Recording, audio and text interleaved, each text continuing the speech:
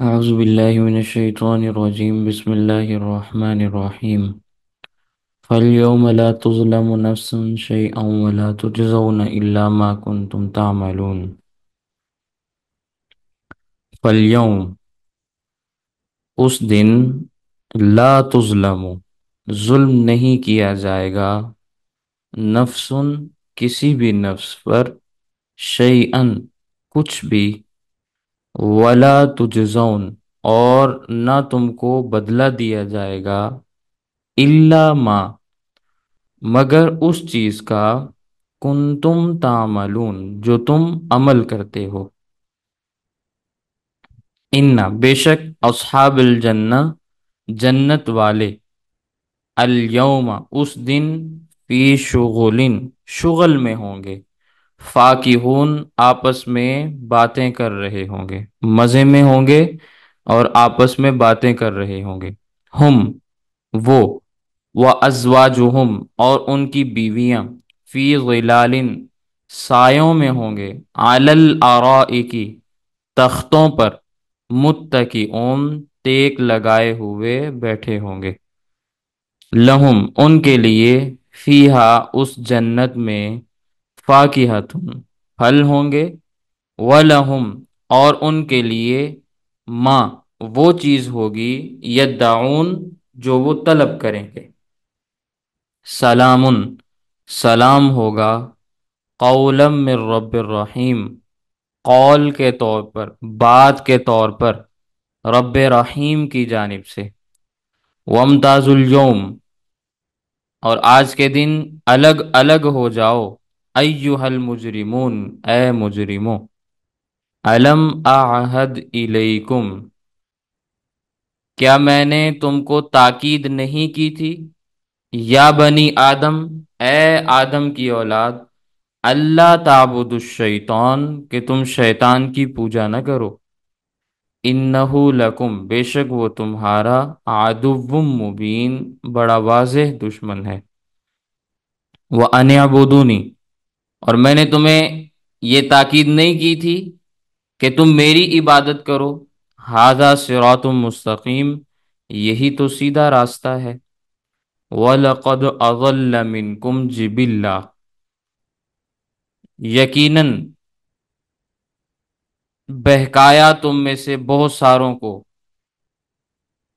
جبلن کثیرہ بہت ساری مخلوق کو افلم تکونوا تعقلون کیا تمہیں عقل نہیں تھی کیا تم عقل نہیں رکھتے تھے ہذہ جہنم اب یہ جہنم ہے التی کنتم توعدون جس کا تم سے وعدہ کیا گیا تھا اصلوها اليوم داخل ہو جاؤ اس میں آج کے دن اس کے اندر داخل ہو جاؤ بما کنتم تکفرون اس وجہ سے کہ تم کفر کرتے تھے الیوم نختم اس دن ہم مہر لگا دیں گے علی افواہہم ان کے منہوں پر وتکلمنا ایدیہم اور کلام کریں گے ہمارے ساتھ ان کے ہاتھ وتشہد ارجلہم اور گواہی دیں گے ان کے پاؤں بما اس چیز کی کانو یکسبون جو وہ کماتے تھے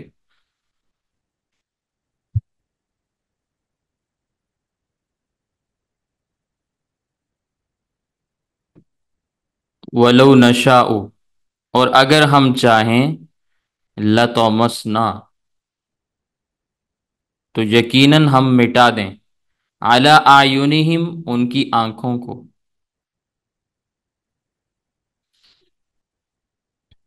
فاستبقوا الصراط پھر وہ دوڑیں راستے کی طرف فأنا یبصرون پھر وہ کہاں سے دیکھ سکیں گے ولو نشاء اور اگر ہم چاہیں لمسخناہم تو ہم ان کو مسخ کر دیں علی مکانتہم ان کی جگہوں پر فمستطاعوا پھر وہ طاقت نہیں رکھیں گے مضین آگے چلنے کی ولا یرجعون اور نہ ہی وہ واپس پلٹ سکیں گے ومن اور وہ شخص نعمر ہو جس کو ہم عمر دیتے ہیں لمبی عمر دیتے ہیں ننکس ہو ہم کمی بھی کر دیتے ہیں فی الخلق خلقت میں، افلا یعقلون، کیا وہ عقل نہیں رکھتے؟ وما علمناہ الشعر، اور ہم نے آپ کو شعر کی تعلیم نہیں دی، وما ینبغی لہ، اور یہ آپ کی شان کے مناسب بھی نہیں ہے، ان ہوا الا ذکر، یہ تو صرف نصیحت ہے، وہ قرآن مبین، اور قرآن ہے کھول کھول کر بیان کرنے والا، لینذرا، تاکہ ڈرایا جائے، من، اس شخص کو، کانا حیا، جو زندہ ہے، وَيَحِقَّ الْقَوْلُ، اور جو بات ہے وہ ثابت ہو جائے، لازم ہو جائے، علی الکافرین، کافروں پر، اولم یرو، کیا انہوں نے یہ بات نہیں دیکھی، انا خلقنا لہم، کہ بے شک ہم نے پیدا کیا ان کے لیے، مما عاملت ایدینا، ان چیزوں سے جو ہمارے ہاتھوں نے بنائی ہیں، انعامن، مویشی، فہم لہا مالکون، وہ آج ان کے مالک ہیں، وظللناہا لہم، اور ہم نے تابع کر دیا ان کو ان کے لیے، فمنہا رقوبہم، بعض ان میں ان کی سواریاں ہیں، ومنہا یاکلون، بعض ایسے ہیں جن کو یہ کھاتے ہیں، وَلَهُمْ فِيهَا، اور ان کے لیے ان جانوروں میں، منافع، بہت سارے فائدے ہیں، ومشارب، اور پینے کی چیزیں ہیں، افلا یشکرون، پھر وہ کیوں شکر ادا نہیں کرتے، واتخذوا، اور بنائے ان لوگوں نے، من دون اللہ آلہہ، اللہ کے نیچے نیچے اور معبود، لعلہم ینصرون، تاکہ ان کی مدد کی جائے، لا یستطیعون نصرہم، وہ نہیں طاقت رکھتے ان کی مدد کرنے کی، وہم لہم جند محضرون، اور وہ ان کے لیے لشکر ہوں گے جو کل قیامت کے دن حاضر کیے جائیں گے، جماعتیں ہوں گی جن کو کل قیامت کے دن اللہ کی بارگاہ میں پیش ہونا ہوگا، فلا يحزنک قولہم، تو غم میں نہ ڈالے آپ کو ان کی باتیں، انا نعلم، بے شک ہم جانتے ہیں، ما یسرون، جس چیز کو وہ چھپاتے ہیں، وما یعلنون، اور جس چیز کو وہ ظاہر کرتے ہیں۔ یہ آیات کا ترجمہ ہے جو میں نے آپ کے سامنے عرض کیا ہے۔ قیامت کا تذکرہ چل رہا ہے، اللہ تعالیٰ کا ارشاد ہے، فَالْيَوْمَ لَا تُظْلَمُ نَفْسٌ شَيْئًا، اس دن کسی پر، کسی بھی انسان پر ذرہ برابر بھی ظلم نہیں کیا جائے گا، اس نے جو گناہ نہیں کیا وہ اس کے نامہ اعمال میں، اس کے کھاتے میں کبھی بھی نہیں ڈالا جائے گا، اور جو اس نے جرم کیا اس کو اس کے نامہ اعمال میں سے کبھی بھی نہیں نکالا جائے گا، جو جرم ہو گیا ہے اگر توبہ نہیں کی تو وہ نامہ اعمال میں رہے گا۔ اب جس آدمی نے جو نیکیاں کی ہیں ضابطے کے مطابق وہ اس کے نامہ اعمال میں نیکیاں لکھی ہوئی ہیں، جس آدمی نے گناہ کیے ہیں ضابطے کے مطابق اس کے نامہ اعمال میں گناہ لکھے ہوئے ہیں، جس کی نیکیاں ہیں اس کو نیکیوں پر اجر ملنا ہے، اور جس کے گناہ ہیں اس کو گناہوں کے بدلے میں عذاب ملنا ہے، یہ اللہ کا طے شدہ فیصلہ ہے، اس کے خلاف نہیں ہوگا، یعنی کسی کے اوپر اللہ تعالیٰ کل قیامت کے دن ظلم نہیں کریں گے۔ دنیا میں انسان کے اوپر مختلف قسم کے مظالم ہو جاتے ہیں، کیونکہ یہ دنیا ہے تو اس میں کمی بیشی ہوتی رہتی ہے، کبھی کسی کے حق کے اندر اضافہ ہو گیا اور کبھی کسی کے حق میں کمی آ گئی، لیکن کل قیامت کا دن ایسا ہوگا جس میں مظلوم کو اس کا پورا پورا حق دلوایا جائے گا، کبھی بھی ایسا نہیں ہوگا کہ کسی کے نامہ اعمال میں اگر اس نے نیکی کی تھی تو وہ درج نہ ہو، برائی کی تھی تو ایک سے زائد برائیاں اس کے نامہ اعمال میں لکھی گئیں، اس نے تو ایک کی تھی لیکن یہاں دو لکھی ہوئی ہیں، ایسا نہیں ہوگا، وَلَا تُجْزَوْنَ إِلَّا مَا كُنتُمْ تَعْمَلُونَ، اسی چیز کا بدلہ دیا جائے گا جو انہوں نے دنیا میں کیا، جو اعمال انہوں نے کیے اسی کا بدلہ ان کو دیا جائے گا، اچھا یا برا، بڑھا چڑھا کر یا اضافی سزائیں وہاں پہ نہیں دی جائیں گی۔ جس نے نیکی کی نیکی کا بدلہ پائے گا، جس نے بدی کی بدی کا بدلہ پائے گا۔ ان اصحاب الجنت اليوم، بے شک جنت والے اس دن، فی شغل، شغل میں ہوں گے، دل لگی میں ہوں گے، فاکہون، آپس میں باتیں کر رہے ہوں گے، مزے کر رہے ہوں گے، اپنے اپنے مزاج کے مطابق کھانے کھا رہے ہوں گے۔ کوئی پانی پیے گا، کوئی پھل کھائے گا، کوئی ہنس رہا ہوگا، کوئی کھیل رہا ہوگا، کوئی کچھ کرے گا، کوئی کچھ کرے گا، اپنے اپنے مزاج کے مطابق سارے ہی مصروف ہوں گے۔ ہم و ازواجہم، وہ اور ان کی بیویاں۔ حدیث پاک کے اندر آتا ہے چھوٹے سے چھوٹے جنتی کو زوجتان من حور العین، دو حوریں لازمن ملیں گی، حور عین میں سے دو حوریں لازمی ملیں گی۔ فی ظلال، اور یہ لوگ کہاں ہوں گے؟ سایوں میں ہوں گے۔ ظلال ذلتن کی جمع ہے، اور اس کا مفرد ذلن بھی آتا ہے۔ دونوں الفاظ قرآن کریم کے اندر آتے ہیں، ذلن بھی آتا ہے، ظلال بھی آتا ہے، ذلہ بھی آتا ہے، سارے الفاظ قرآن کریم کے اندر موجود ہیں۔ مراد یہاں پہ سایہ ہے۔ علی الارائک، ارائک اریکتن کی جمع ہے، آرام دہ کرسی، جس کو جدھر چاہو گھما لو، جیسے مرضی اوپر نیچے کر لو۔ تو معنی ہوگا وہ اور ان کی بیویاں سایوں میں ہوں گی، تختوں کے اوپر بیٹھے ہوئے ہوں گے، ٹیک لگائے ہوئے ہوں گے۔ سائے کا لفظ اللہ تعالیٰ نے عرب کے معاشرے کو سامنے رکھتے ہوئے ارشاد فرمایا، کیونکہ قرآن کریم کے اولین مخاطب کون ہیں؟ اہل عرب۔ عرب میں سائے اور پانی کی بڑی قدر و قیمت ہے، کیونکہ وہاں یہ دونوں چیزیں کم پائی جاتی ہیں۔ اسی لیے کہیں قرآن کریم نے ظلن ظلیلا کا لفظ بھی ارشاد فرمایا کہ بہت گھنا قسم کا سایہ ہوگا، باغات ہوں گے، ان کے نیچے نہریں ہوں گی، اور اوپر گھنے سائے ہوں گے۔ چونکہ عرب کے معاشرے کے اندر ان چیزوں کی بڑی قدر و قیمت تھی، اس لیے قرآن کریم میں اللہ تعالیٰ نے ان چیزوں کو بیان کیا۔ تو یہ افراد جنت میں بڑے مزے کر رہے ہوں گے۔ لہم فیہا فاکہۃ، ان کے لیے جنت میں پھل بھی ہوں گے، وَلَهُم مَا يَدَّعُونَ، اور وہ چیزیں بھی ہوں گی جو وہ طلب کریں گے، جو منہ سے مانگیں گے انہیں ملے گا۔ بخاری شریف کی روایت کے اندر آتا ہے اللہ تعالیٰ فرمائیں گے جنتیوں مانگو جو مانگنا ہے۔ ایک آدمی کہے گا اے اللہ مجھے یہاں کھیتی باڑی کرنے کی اجازت دے دیں، اللہ تعالیٰ فرمائیں گے بغیر زراعت کے، بغیر کھیتی باڑی کیے تمہیں یہاں ہر چیز مل رہی ہے، کیا یہ کافی نہیں ہے؟ حضرت مولانا قاسم نانوتوی رحمہ اللہ فرمایا کرتے تھے جنت کیا ہے؟ پھر اس کا جواب خود ہی دے دیتے، جنت چھوٹی خدائی کا نام ہے۔ جیسے اللہ تعالیٰ چاہتا ہے نا کہ یہ ہو جائے، وہ ہو جاتا ہے، اسی طرح جنتی بھی یہ چاہے گا کہ ایسا ہو جائے، ویسا ہو جائے گا۔ تو یہ جنت چھوٹی خدائی کا نام ہے، تو انسان وہاں بھی چاہے گا کہ میں ایسا کر لوں، اللہ تعالیٰ اپنے فضل و کرم سے اس کے لیے ویسا ہی بندوبست فرما دیں گے۔ سلام قولا من رب الرحیم، سلام ہوگا، وہ سلام کہا کس نے ہوگا؟ رب رحیم نے کہا ہوگا، ایسے رب نے جو رحم کرنے والا ہے۔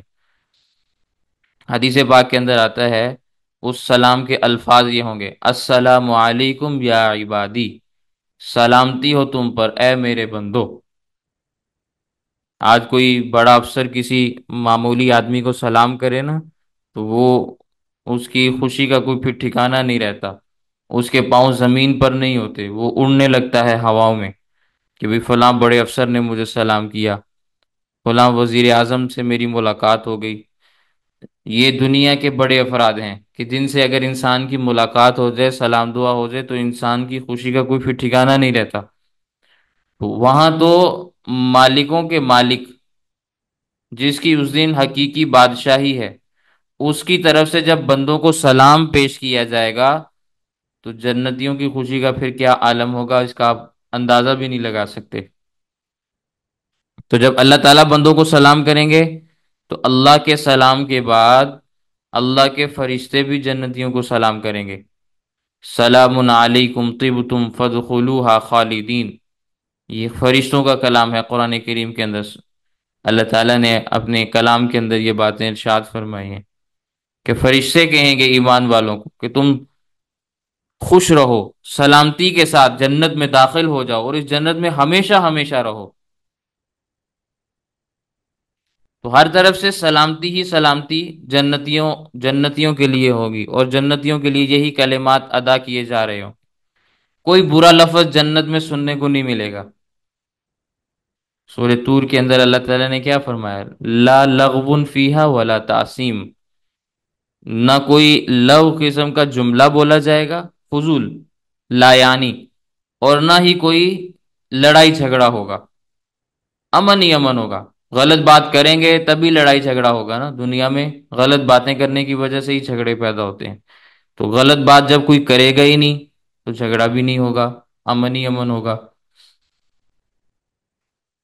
تو یہ قرآن کریم میں اللہ تعالیٰ نے جنت کے بارے میں تذکر ارشاد فرمائے۔ پھر فرمایا وَامْتَازُوا الْيَوْمَ أَيُّهَا الْمُجْرِمُونَ، آج کے دن جرم کرنے والوں علیحدہ ہو جاؤ۔ میدان محشر میں اللہ تعالیٰ فرمائیں گے مجرم لوگ آج الگ ہو جائیں، مومنوں کو الگ کر دیا جائے گا، مجرموں کو الگ کر دیا جائے گا۔ مجرموں کو الگ کر کے اللہ تعالیٰ فرمائیں گے الم اعہد الیکم، کیا میں نے تمہیں تاکید نہیں کی تھی پیغمبروں کے ذریعے، کتابوں کے ذریعے، واعظوں کے ذریعے، عقل سلیم دے کر، کیا میں نے تمہیں تاکید نہیں کی تھی؟ یا بنی آدم، کہ اے آدم کی اولاد، اللہ تعبد الشیطان، کہ شیطان کی کبھی عبادت نہ کرنا۔ مطلب یہ کہ کبھی شیطان کی اطاعت نہ کرنا۔ کیا میں نے تمہیں یہ تاکید نہیں کی تھی؟ شیطان کی اطاعت کر کے گویا تم نے غیر اللہ کی عبادت کی ہے۔ شیطان کی اطاعت ایک قسم کا شرک ہے۔ سورۃ الانعام میں اللہ تعالیٰ نے یہ بات ارشاد فرمائی ہے وَإِنَّ الشَّيَاطِينَ لَيُوحُونَ إِلَىٰ أَوْلِيَائِهِمْ لِيُجَادِلُوكُمْ وَإِنْ أَطَعْتُمُوهُمْ إِنَّكُمْ لَمُشْرِكُونَ، کہ یہ جو شیطان ہیں یہ القاء کرتے ہیں اپنے دوستوں کو، ان کے دلوں میں بات ڈالتے ہیں تاکہ وہ شیطان کے چیلے تمہارے ساتھ جھگڑا کریں۔ اگر تم ان شیطانوں کی یا ان کے چیلوں کی اطاعت کرو گے تو یقیناً پھر تم مشرک شمار ہوگے۔ تو شیطان کی اطاعت کرنا، شیطان کے چیلوں کی اطاعت کرنا، یہ شرک ہے جس کو قرآن کریم میں اللہ نے بیان کیا۔ تو اللہ تعالیٰ فرما رہے ہیں کیا میں نے تمہیں تاکید نہیں کی تھی اے آدم کی اولاد کہ تم شیطان کی اطاعت نہ کرنا، یعنی اس کی پوجا نہ کرنا، اس کی بندگی نہ کرنا، اس کی بات نہ ماننا۔ انہ لکم عدو مبین، وہ تو تمہارا بڑا واضح قسم کا دشمن ہے، بڑا کھلا دشمن ہے۔ وہ کبھی بھی کوئی کام تم سے ایسا نہیں کرائے گا جس میں تمہارا فائدہ ہو۔ اس پر میں نے کئی مثالیں بھی آپ کے سامنے پیش کی۔ اگر آپ کو یاد ہو حضرت امیر معاویہ رضی اللہ تعالیٰ کا ایک واقعہ میں نے آپ کے سامنے عرض کیا کہ شیطان نے آ کے انہیں بیدار کیا، اور اسی طرح ایک اور واقعہ بھی ہے۔ ایک اللہ کے ولی تھے، نیک آدمی تھے، سخت گرمی کے موسم میں دیوار کے سائے میں سوئے ہوئے تھے۔ دوپہر کو تھوڑی دیر کے لیے سویا جاتا ہے نا، تو تھوڑی دیر کے لیے انہوں نے آنکھ لگائی تو ایک آدمی آنے والا آیا، اس نے آ کے پاؤں کی جانب سے ان کو پکڑا اور پکڑ کے ہلایا اور جگایا، اور کہنے لگا بھی جلدی سے اٹھو دیوار گرنے والی ہے۔ اب وہ اللہ کے بندے جلدی سے اٹھے، ابھی ایک طرف ہوئے ہی تھے کہ دیوار نیچے آ گری۔ تو انہوں نے کہا بھی تم تو میرے لیے رحمت کے فرشتے بن کر آئے ہو، بتاؤ تم ہو کون؟ انہوں نے کہا بھی چھوڑو اس بات کو، میں کوئی بھی ہوں، تمہارا مقصد حاصل ہو گیا، تم بچ کے، بس یہ بات کافی ہے۔ اس نے کہا بھی نہیں نہیں، میں پوچھنا چاہتا ہوں، مجھے پتا چلے بھی تم کون ہو۔ تو اس نے کہا میں ابلیس ہوں۔ تو نیک آدمی نے، اللہ کے ولی نے پھر جواباً کہا لا حول ولا قوت الا باللہ، بھی ابلیس کو میرے ساتھ کیا ہمدردی ہو گئی، اس کا میرے ساتھ کیا تعلق پیدا ہو گیا کہ اس نے آ کے مجھے بیدار کیا، اور بیدار کر کے اس نے ایک طرف کیا اور مجھے مرنے سے بچا لیا۔ تو شیطان نے کہا اگر تو دیوار کے نیچے سویا رہتا، دیوار تیرے اوپر آ کے گرتی، تو شہید ہو جاتا۔ مقام شہادت حاصل ہو جاتا۔ میں تو نہیں چاہتا بھی تمہیں مقام شہادت ملے، تو میں نے تمہیں مقام شہادت سے محروم کروایا ہے، تمہارا کوئی فائدہ اور بھلا نہیں کیا۔ تو یہ شیطان ہے، اس کے نیک کاموں میں بھی انسانیت کی دشمنی واضح ہوتی ہے۔ وہ نیک کام بھی اگر کرتا ہے تو اسی لیے کرتا ہے تاکہ انسانیت سے اپنی دشمنی کو واضح کر سکے۔ تو اللہ تعالیٰ فرماتے ہیں وَأَنِ اعْبُدُونِی، کیا میں نے تمہیں یہ تاکید نہیں کی تھی کہ تم میری اطاعت کرو، میری عبادت کرو؟ کیا میں نے تمہیں تاکید نہیں کی تھی؟ ھذا صراط مستقیم، یہ سیدھا راستہ ہے، میری عبادت کرو گے، شیطان کی اطاعت نہیں کرو گے تو سیدھے راستے پر رہو گے۔ وَلَقَدْ أَضَلَّ مِنْكُمْ جِبِلًّا كَثِيرًا، جبلن یہ جبیلن کی جمع ہے، اس کا معنی ہے مخلوق۔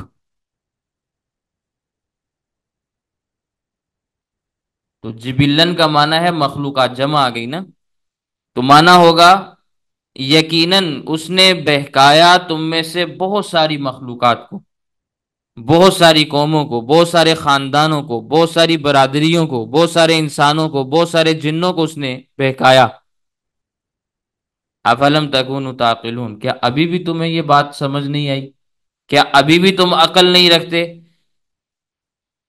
کیا اتنی واضح بات بھی تمہیں سمجھ نہیں آ رہی کہ اتنا کھلا واضح تمہارا دشمن، جس نے کبھی بھی آج تک کوئی بھی کام انسانیت کے فائدے کے لیے نہیں کیا، تم پھر بھی اس کے پیچھے چل رہے ہو، تم پھر بھی اس کی اطاعت کر رہے ہو، تم پھر بھی اس کی عبادت کر رہے ہو؟ اچھا، اگر ایسا ہی کرنا ہے تو پھر ذرا نتیجہ سن لو، حاذہ جہنم التی کنتم توعدون، یہ پھر تمہارے لیے جہنم ہے جس کا میں تم سے وعدہ کر رہا ہوں۔ اگر تم ایسے ہی چلو گے، شیطان کی ایسے ہی اطاعت اور فرما برداری کرتے رہو گے تو دوزخ میں جاؤ گے۔ پھر وہاں پہ فرشتوں کو یہ حکم دیا جائے گا یؤخذ بالنواصی والاقدام، کہ ان کی پیشانیوں سے اور ان کے پاؤں سے ان کو پکڑو اور اٹھا کر ان کو جہنم میں ڈال دو، کیونکہ کوئی خوشی سے تو جہنم کی طرف نہیں بھاگے گا نا، اٹھا اٹھا کر پھینکنا پڑے گا۔ تو فرشتے کافروں کو ان کی پیشانیوں سے پکڑ کر اور ان کے قدموں سے پکڑ کر، یعنی اوپر اور نیچے سے اٹھا کر ان کو جہنم میں ڈالیں گے۔ پھر پل صراط کا مرحلہ آئے گا، کوئی ایک قدم چلے گا نیچے گرے گا، کوئی دو قدم چلے گا نیچے گرے گا۔ پل صراط کے اوپر چلنا یہ کوئی سمجھ میں آنے والی بات نہیں ہے، کہ جو بال سے زیادہ باریک ہے، تلوار سے زیادہ تیز ہے، اور ایک لمبی مسافت ہے، 1500 سال کی مسافت۔ اب اس پہ جیسے ہی قدم رکھا جائے گا تو کافر کٹ کے جہنم میں گرنا شروع ہو جائیں گے۔ صرف ایمان والے ہی اللہ کے فضل و کرم سے وہاں سے گزریں گے، کوئی دوڑتے ہوئے جائیں گے، کوئی بادلوں کی طرح اڑتے ہوئے جائیں گے، کچھ پرندوں کی طرح اڑیں گے۔ تو بہرحال جیسے اللہ نے ایمان والوں کو گزارنا ہوگا وہاں سے گزریں گے، لیکن کافر نہیں گزر سکتے۔ مشرکوں کو، کافروں کو حکم ہوگا اصلوها اليوم بما کنتم تکفرون، داخل ہو جاؤ اس دوزخ میں آج کے دن اس وجہ سے کہ تم کفر کرتے تھے، تم نے میری نافرمانی کی، شیطان کے آلہ کار بنے، اس لیے آج کے دن تم اس کے اندر داخل ہو جاؤ۔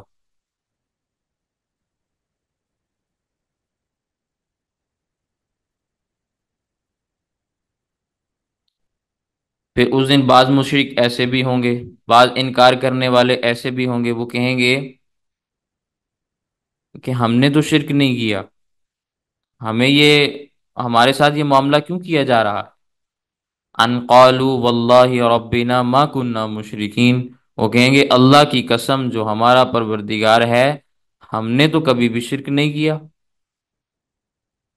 اللہ تعالیٰ فرمائیں گے انظر کیف کذبوا علی انفسہم، دیکھو ذرا ان کو کیسے اپنے پروردگار کے سامنے اپنی جانوں کے متعلق واضح جھوٹ بول رہے ہیں۔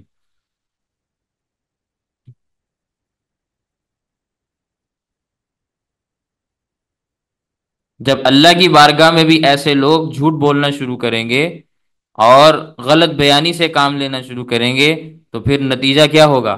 الیوم نختم علی افواہہم، ہم ان کے منہوں پر اس دن مہر لگا دیں گے۔ پھر ان کی آواز نہیں نکلے گی۔ وَتُكَلِّمُنَا أَيْدِيهِمْ، ان کے ہاتھ ہمارے ساتھ گفتگو کریں گے، ہاتھ بتائیں گے کہ تم نے کیا کچھ کیا۔ ہاتھ بولیں گے کہ ہم کفر اور شرک کے اندر مبتلا رہے۔ وَتَشْهَدُ أَرْجُلُهُمْ، ان کے پاؤں گواہیاں دیں گے کہ ہمارے ساتھ یہ کچھ ہوتا رہا، ہم یہ کچھ کرتے رہے۔ تو جب انسان کے اعضاء ہی انسان کے خلاف گواہی دیں،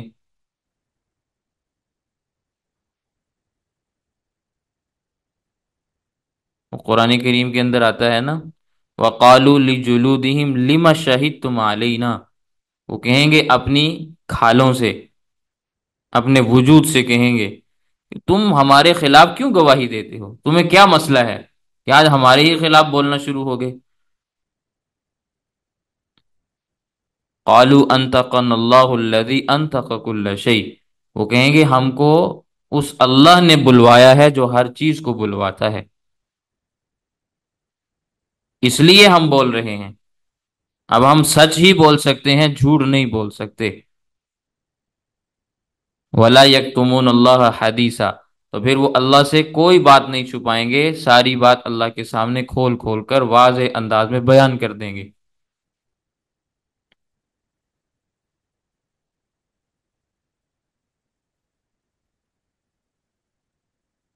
تو اللہ تعالیٰ فرماتے ہیں ہم ان کے منہوں پر مہر لگا دیں گے، تو ان کے ہاتھ ہم سے گفتگو کریں گے، ان کے پاؤں گواہیاں دیں گے، بما کانوا یکسبون، جو وہ کمائی کیا کرتے تھے، جو وہ کماتے تھے، جو وہ کسب کرتے تھے، جو وہ حاصل کرتے تھے، وہ ساری کی ساری باتیں اللہ کی بارگاہ کے اندر وہ لوگ حاضر کر دیں گے، بیان کر دیں گے۔ اسی آیت سے استدلال کرتے ہوئے علماء علماء کرام یہ بات فرماتے ہیں کہ بعض مقامات ایسے ہوتے ہیں کہ ان مقامات پر زبان کو خاموش کرا دیا جاتا ہے، زبان خاموش ہو جاتی ہے، لیکن ہاتھ گفتگو کرتا ہے، ہاتھ گواہی دیتا ہے۔ جیسے ہمارے آج کے زمانے میں ووٹ کا استعمال ہے، تو وہاں بولا نہیں جاتا، مہر لگائی جاتی ہے، ہاتھ کا استعمال ہوتا ہے، قدموں کے ذریعے سے چلا جاتا ہے اور وہاں تک پہنچا جاتا ہے۔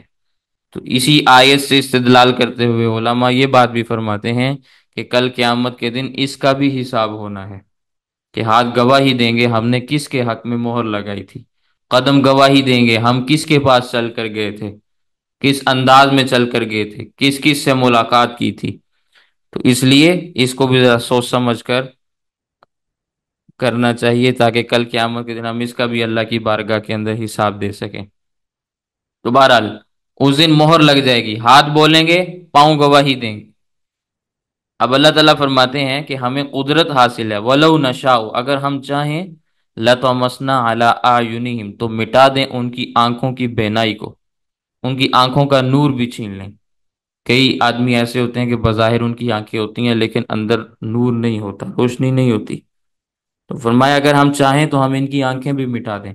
فَاسْتَبِقُوا الصِّرَاطَ، پھر وہ دوڑیں گے راستے کی طرف، راستہ تلاش کرتے پھریں گے، فَأَنَّىٰ يُبْصِرُونَ، تو وہ اس کو کیسے پھر دیکھ سکیں گے؟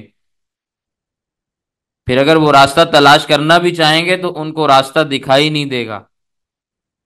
وَلَوْ نَشَاءُ لَمَسَخْنَاهُمْ، اور اگر ہم چاہیں تو ہم ان کی شکلوں کو مسخ کر دیں، عَلَىٰ مَكَانَتِهِمْ، ان کی جگہوں پر، ان کے ٹھکانوں پر، جہاں کھڑے ہیں، جہاں بیٹھے ہیں، جہاں لیٹے ہیں، وہیں ان کی شکلیں مسخ ہو جائیں، جیسے پہلے زمانے میں بنی اسرائیلوں کی ہوئی تھیں۔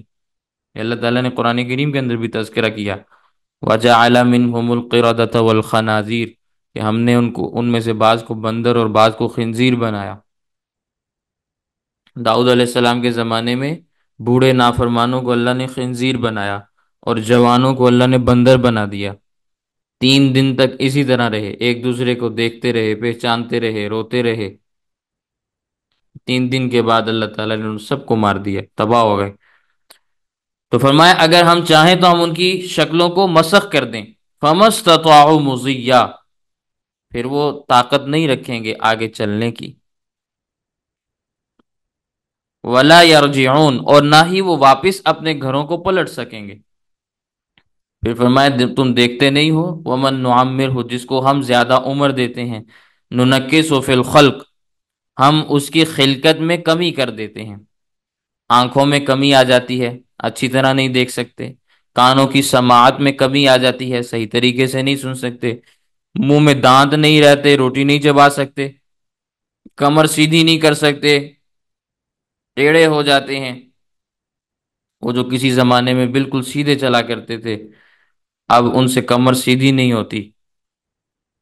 اللہ کے سامنے یہ سارے کے سارے معاملات سر انجام دینا کوئی مشکل نہیں ہے۔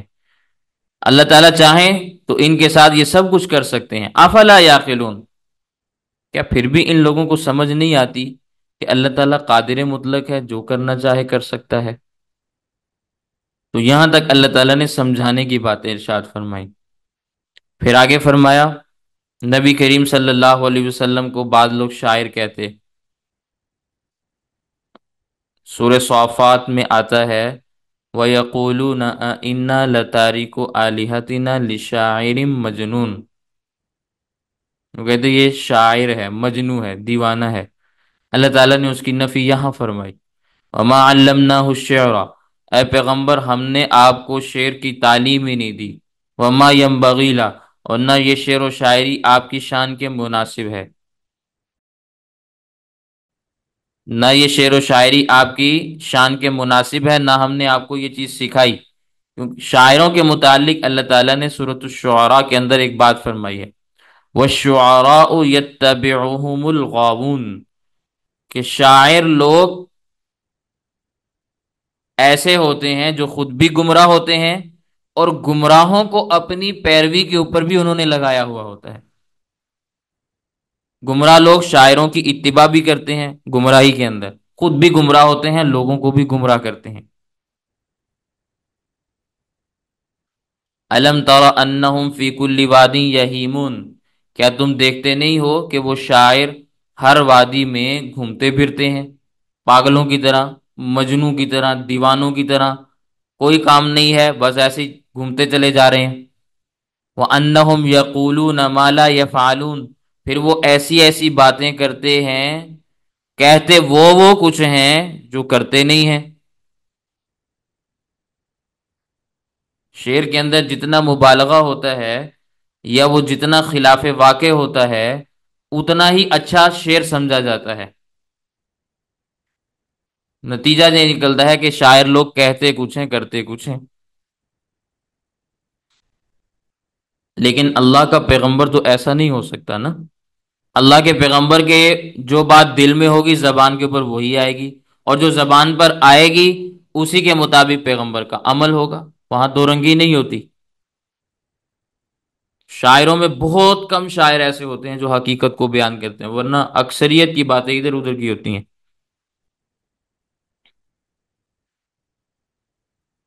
اب یہاں ایک عقیدے کی بات بھی سمجھ لیں، اس آیت سے یہ ثابت ہو گیا کہ اللہ تعالیٰ نے آپ صلی اللہ علیہ وسلم کو شعر و شاعری کی تعلیم نہیں دی۔ تو شعر کا علم ایک علم ہے نا، اشعار کا فن، جب ایک علم کی نفی ہو گئی تو علم کلی کی نفی ہوئی کہ نہ ہوئی؟ جب آپ کہتے ہیں کہ نبی کریم صلی اللہ علیہ وسلم کے پاس سارے علوم ہیں اور قرآن میں اللہ ایک علم کی نفی کر دیں تو علم کل ختم ہو گیا، کیوں بھی ختم ہوا کہ نہیں ہوا؟ تو پھر یہ جو بعض حضرات کہتے ہیں کہ اللہ تعالیٰ نے مشرق سے لے کر مغرب تک، شمال سے لے کر جنوب تک، فرش سے لے کر عرش تک، تمام چیزوں کا علم نبی کریم صلی اللہ علیہ وسلم کو دے دیا، ایک ذرہ بھی اب آپ کے علم سے باہر نہیں۔ ان سے جب یہ کہا گیا کہ علیم کل تو اللہ کی ذات ہے، اگر آپ صلی اللہ علیہ وسلم بھی علیم کل ہیں تو یہ تو شرک ہو گیا۔ تو انہوں نے نبی کریم صلی اللہ علیہ وسلم کو اللہ کی اس صفت میں شریک بنا دیا، یہ شرک ہے۔ اب پھر اس میں وہ یہ تعویل کرتے ہیں، کہتے ہیں بھی اللہ کا علم ذاتی ہے، پیغمبر کا علم عطائی ہے، اس لیے ہم مشرک نہیں ہیں۔ تو ذاتی اور عطائی کا چکر ڈالتے ہیں، جس کی وجہ سے لوگ گمراہ ہو جاتے ہیں۔ سوال تو یہ پیدا ہوتا ہے نا، یہ بات میں نے پہلے بھی آپ کو سمجھائی کہ اللہ نے پیغمبر صلی اللہ علیہ وسلم کو علم دیا، اس کو تو ہم بھی تسلیم کرتے ہیں، علم اللہ نے دیا ہے۔ تو جب اللہ کسی کو علم دیتے ہیں تو وہ علم ذاتی تو نہیں ہوتا نا، علم کل بھی نہیں ہوتا۔ پھر خود اللہ ایک علم کی قرآن میں خود نفی فرما رہے کہ ہم نے یہ علم تمہیں نہیں سکھایا، نہیں دیا، آپ کی شان کے مناسب ہی نہیں۔ تو پھر علم کل کہاں سے آیا؟ سمجھ آ رہی ہے؟ علم کل کی نفی ہو گئی نا۔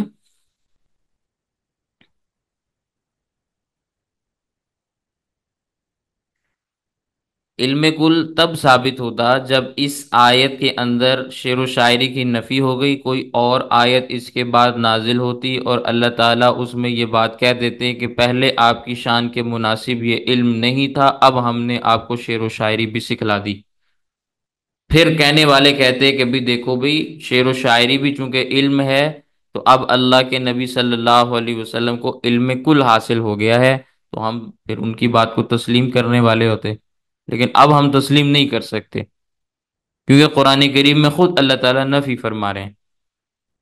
تو اللہ تعالیٰ فرماتے ہیں ہم نے پیغمبر کو شعر و شاعری کی تعلیم ہی نہیں دی، کیونکہ یہ شعر و شاعری آپ کے لائق نہیں ہے، مناسب نہیں ہے۔ ان ہوا الا ذکر، یہ قرآن تو صرف اور صرف نصیحت ہے، اور قرآن مبین، اور واضح کھول کھول کر بیان کرنے والا ہے۔ اچھا بھی اس کو اتارا کیوں ہے؟ اتارا اس لیے ہے لینذر من کان حیا، تاکہ ڈرائے قرآن پاک اس کو جو زندہ ہے، یعنی جس کو روحانی زندگی حاصل ہے اور وہ سمجھنا چاہتا ہے، قرآن اس کو سمجھائے، اسے ڈرائے، اسے زندہ رکھے۔ وَيَحِقَّ الْقَوْلُ عَلَى الْكَافِرِينَ، اور اس لیے قرآن نازل ہوا تاکہ کافروں پر اتمام حجت ہو جائے، کل کو یہ عذر اللہ کی بارگاہ میں پیش نہ کر سکیں ہمیں تو پتہ ہی نہیں تھا کسی چیز کا، اس لیے اس قرآن کو نازل کیا گیا۔ آگے اللہ تعالیٰ نے اپنی قدرت کے دلائل کا تذکرہ فرمایا۔ اولم یرو، کیا انہوں نے نہیں دیکھا، انا خلقنا لہم، بے شک ہم نے پیدا کیے ان کے لیے، مما عاملت ایدینا، جو ہمارے ہاتھوں نے بنایا ہے، یعنی قدرت کے ہاتھوں کے ساتھ، انعامن، مویشی، بھیڑ، بکریاں، اونٹ، گائے، بیل، بھینس، یہ ساری چیزیں،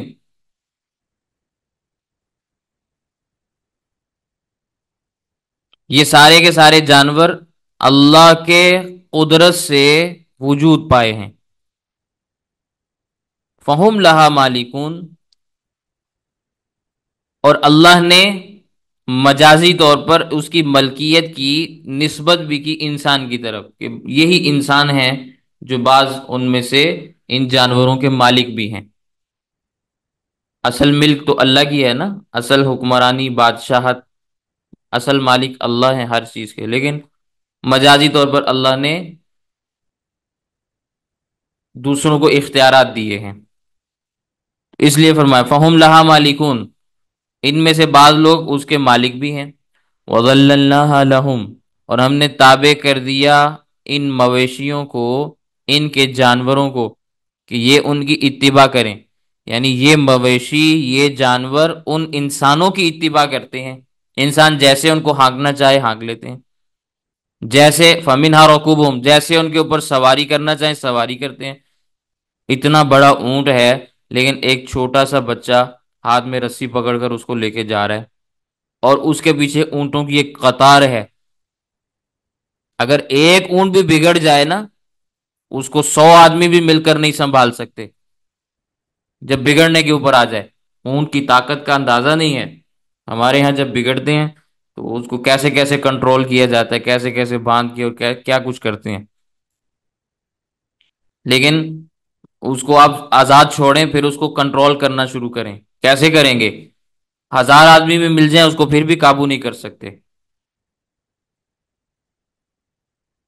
لیکن یہ اونٹوں کی ایک لمبی قطار چلتی چلی جا رہی ہے اور آگے ایک چھوٹا سا بچہ، اس کے ہاتھ میں رسی ہے، اس کو کس نے تابع بنایا؟ اللہ نے۔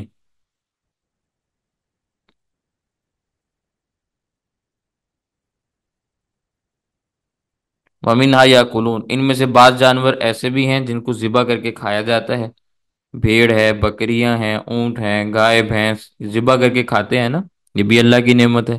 وَلَهُمْ فِيهَا مَنَافِعُ، ان کے لیے ان جانوروں میں بہت سارے فائدے ہیں، ان کی اون کے کپڑے بناتے ہیں اور مختلف قسم کی چیزیں بنتی ہیں، بالوں کی بوریاں بھی بنتی ہیں، لوگ اور بھی بہت سارے فائدے اٹھاتے ہیں۔ وہ مشارب، اور پینے کے گھاٹ بھی ہیں، ان کا دودھ بھی پیا جاتا ہے۔ تو یہ ساری کی ساری چیزیں جتنی بھی ہیں یہ اللہ کی قدرت کو سمجھنے کے لیے کافی ہیں۔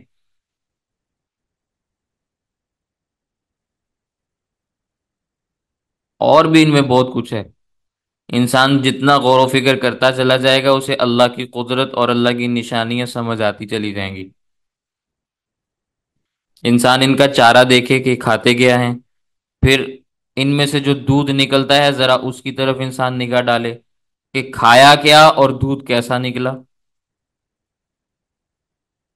نہ سمجھنے والوں کو تو چاند دو ٹکڑے ہوتا بھی سمجھ میں نہیں آیا، اپنی نگاہوں سے دیکھے انہوں نے پھر بھی نہیں مانا، لیکن سمجھنے والے اگر غور و فکر کرنا شروع کریں گے تو اتنی سی بات پر بھی انہیں بات سمجھ آ جاتی ہے۔ یہ ساری کی ساری اللہ کی قدرت کی مظاہر اور نشانیاں ہیں، اگر کوئی غور و فکر کرے گا تو بہت کچھ ان میں پالے گا۔ تو فرمایا ان کے لیے ان مویشیوں میں بہت سارے فائدے ہیں اور پینے کی بہت ساری چیزیں ہیں، بہت سارے گھاٹ ہیں۔ افلا یشکرون، کیا پھر بھی یہ لوگ شکر ادا نہیں کرتے؟ میرے پیدا کیے ہوئے جانوروں پر سواری کرتے ہیں، میرے پیدا کیے ہوئے جانوروں کا گوشت کھاتے ہیں، میرے پیدا کیے ہوئے جانوروں کا دودھ پیتے ہیں، مختلف قسم کے ان سے فائدے حاصل کرتے ہیں، اس کے باوجود واتخذوا من دون اللہ آلہہ، انہوں نے اللہ کو چھوڑ کر اور معبود بنائے ہوئے ہیں، لعلہم ینصرون، تاکہ ان سے مدد مانگیں۔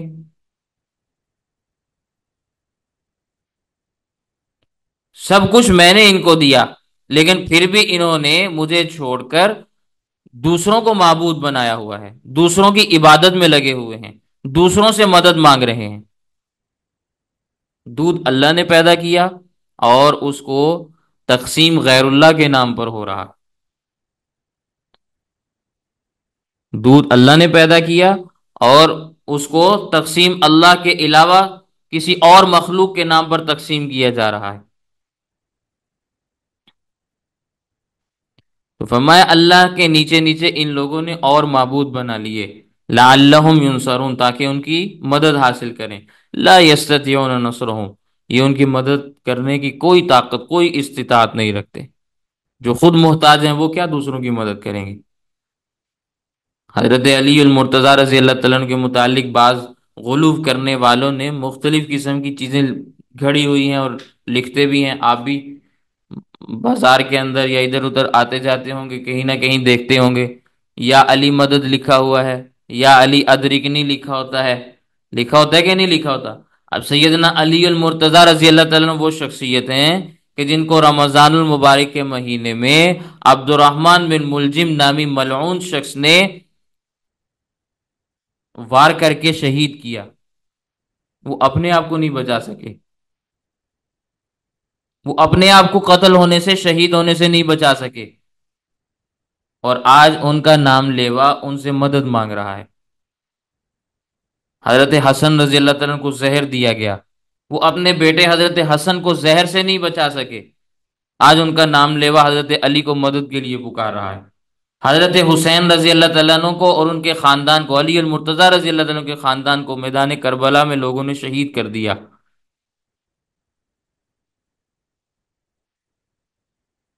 اور آج لوگ حضرت حسین سے مدد مانگ رہے ہیں، حضرت علی سے مدد مانگ رہے ہیں۔ تو جو اپنی مدد کی طاقت اور استطاعت نہیں رکھتے وہ دوسروں کی مدد کیسے کر سکتے ہیں؟ اللہ ہی ہیں جو کائنات میں لوگوں کی امداد فرماتے ہیں، اللہ کے علاوہ کوئی اور مخلوق نہیں، وہ نبی ہوں، ولی ہوں، قطب ہوں، غوث ہوں، ابدال ہوں، سب کے مقامات ہم تسلیم کرتے ہیں، لیکن مشرکانہ نظریہ تو تسلیم نہیں کریں گے نا۔ تو قرآن کریم میں اللہ نے صراحتاً نفی فرمائی، لا یستطیعون نصرہم، وہ تمہاری مدد کرنے کی استطاعت نہیں رکھتے، اللہ نے ان کو یہ طاقت نہیں دی کہ وہ تمہاری مدد کر سکیں۔ وَهُمْ لَهُمْ جُنْدٌ مُحْضَرُونَ، اور وہ ان کے لیے لشکر ہوں گے جو حاضر کیے جائیں، جن کو یہ الہ بنائے پھرتے ہیں، جن کی یہ پوجا کرتے ہیں، وہ ان کے خلاف لشکر بن کر اللہ کی عدالت میں حاضر ہوں گے، وہ کہیں گے اے پروردگار، یہ جو کچھ کرتے تھے ہم نے ان کو نہیں کہا تھا کہ تم یہ سب کچھ کرو؟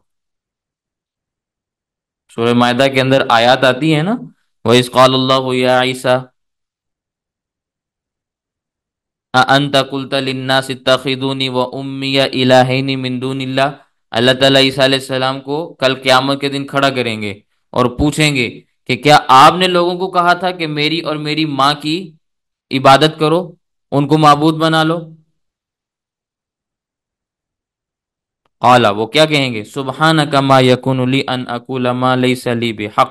عیسیٰ علیہ السلام کہیں گے اے اللہ آپ کی ذات پاک ہے ان ساری چیزوں سے، یہ چیزیں آپ کی شایان شان نہیں ہے کہ آپ کی ذات کو چھوڑ کر کسی دوسرے کی عبادت کی جائے۔ اگر میں نے کوئی ایسی بات کی ہے تو آپ جانتے ہیں، لیکن آپ جانتے ہیں میں نے ایسا کچھ نہیں کہا۔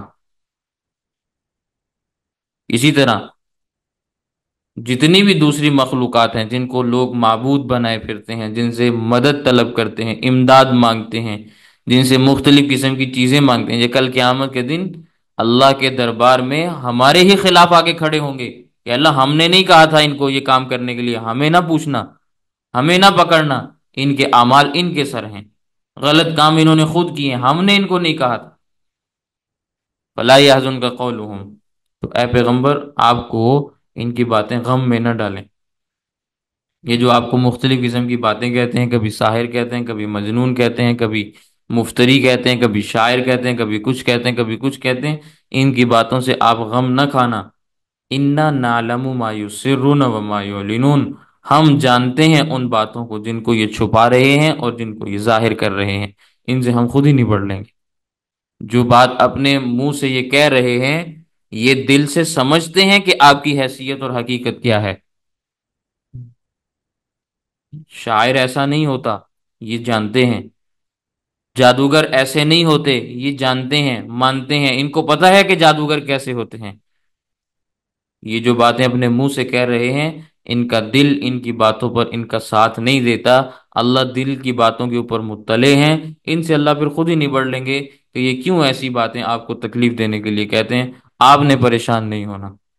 تو اللہ کے نبی صلی اللہ علیہ وسلم کو اللہ خود تسلی دے رہے ہیں کہ اے پیغمبر آپ نے پریشان نہیں ہونا، ہم ان کو خود دیکھ لیں گے۔ تو یہ چند ایک آیات ہیں جو میں نے آپ کے سامنے عرض کی۔ اللہ تعالی ہمیں قرآن کریم کی آیات کو صحیح انداز میں سمجھنے کی توفیق عطا فرمائے۔ وآخر دعوانا ان الحمد للہ رب العالمین۔